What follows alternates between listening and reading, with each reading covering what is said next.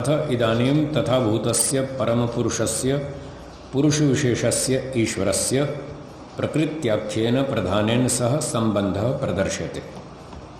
तो जीवात्मा के साथ तो तुलना हो गई।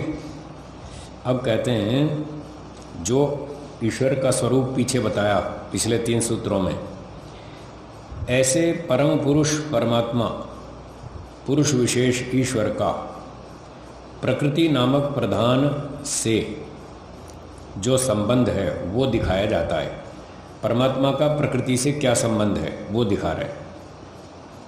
बोलिए। उपरागात कर्तृत्वम चित्त सान्निध्यात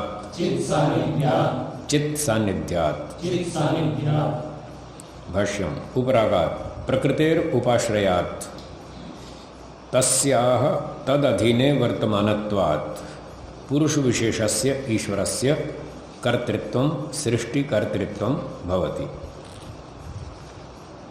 तो प्रकृति के साथ रहने से तस्याह प्रकृति के तद अधीने वर्तमानत्वात् परमात्मा के अधीन रहने से, प्रकृति जड़ है तो जड़ वस्तु तो किसी चेतन के अधीन ही होती है, वो स्वयं तो कुछ कर नहीं सकती।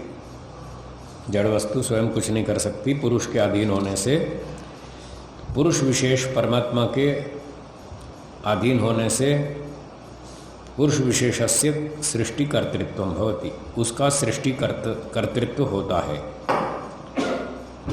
यहाँ गौण कथन है। कैसे हम लिखते हैं ना कि मेरा पेन बहुत अच्छा लिखता है, तो पेन स्वयं तो नहीं लिखता, फिर भी हम एक्टिव वॉइस सेंटेंस बोलते हैं कि मेरा पेन बहुत अच्छा लिखता है, मेरी कैंची बहुत बढ़िया कपड़े काटती है। ऐसे ही गौण कथन है, प्रकृति बहुत बढ़िया सृष्टि बनाती है, चेतन की सन्निधि से बनाती है, स्वयं नहीं बनाती। जैसे पेन आत्मा के संयोग से लिखता है, पेन आत्मा के संयोग से लिखता है, प्रकृति ईश्वर के संयोग से सृष्टि को बनाती है। क्या दिक्कत है? तो कह रहे हैं यथा उक्तम, जैसा कि कहा गया है, एकम रूपम बहुधा यह करोति, एक प्रकृति को जो परमात्मा बहुत रूप बना देता है, तो मुख्य कर्ता तो ईश्वर है, मुख्य कर्ता तो ईश्वर है।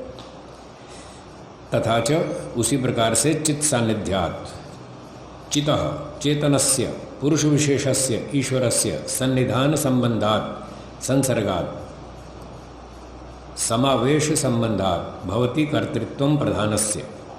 तो परमात्मा के संसर्ग से, उसकी सन्निधि से, संपर्क से प्रकृति का भी कर्तृत्व हो जाता है।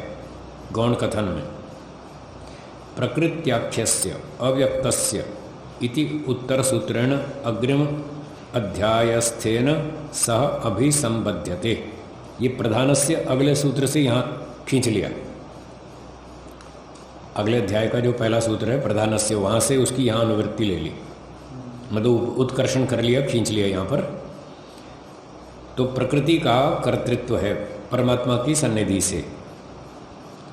ततः सूत्रात् प्रधानस्य पदम पुरस्ताद उत्कृष्यते। उस अगले सूत्र से प्रधानस्य इस शब्द को हम यहाँ पीछे खींच रहे हैं।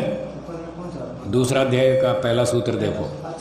अगला सूत्र नेक्स्ट, प्रीवियस नहीं, नेक्स्ट अगला।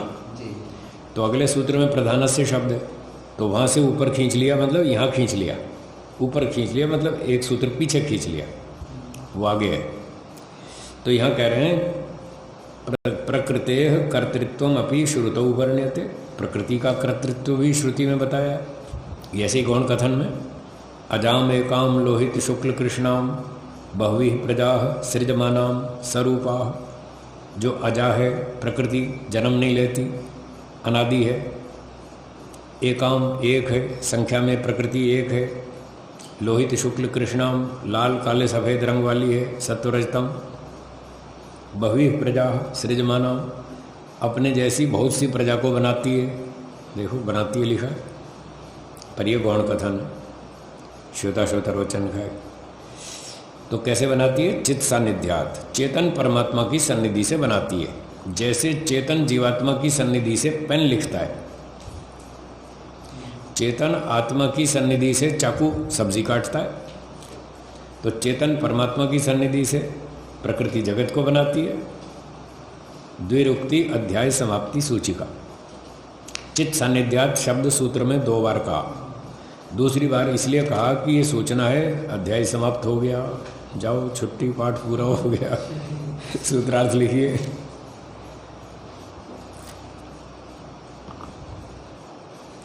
ईश्वर के संबंध से, ईश्वर के संबंध से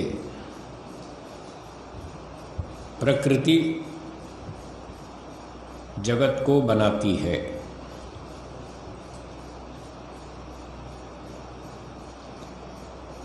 ईश्वर के अधीन होने से प्रकृति जगत को बनाती है, ईश्वर के अधीन होने से।